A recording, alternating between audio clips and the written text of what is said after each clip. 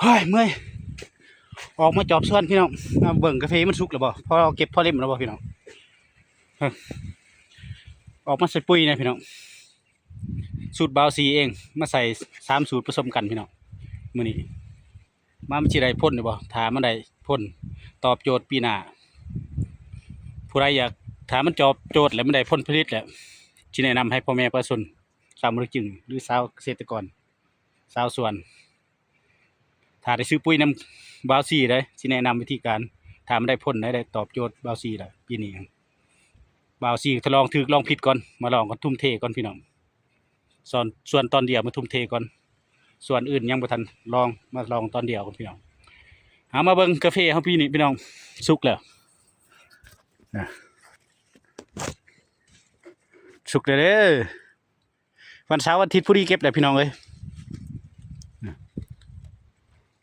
สุกเลยมาเบิ่งกันมี3 สูตรผสมกันพี่น้องแต่บาวซียังบ่ทันบอกเทื่อมีสูตรหยังแหน่มาผสมกันว่าทดลองถูกลองผิดก่อนพี่น้องมาทุ่มเทก่อนพี่น้องเบิ่งปีหน้ามันสิได้ผลสิได้ตอบโจทย์บาวซีอยู่บ่มื้อนี้บาวซีก็ลองก่อนเลิกการออกให้งานมื้ออื่นเช้าไปซื้อต่อยพี่น้องมาใส่ต่อยพุ่นประมาณ 4-5 โลอีกมื้ออื่นคาบเสาพี่น้องแต่5 โมงได้ลูกเฮ้ยเพหน่อยก็ยังบ่ทันใส่นี่สิใส่สูตรยังไม่สิใส่2 สูตรก็เพหน่อยนี่พี่น้อง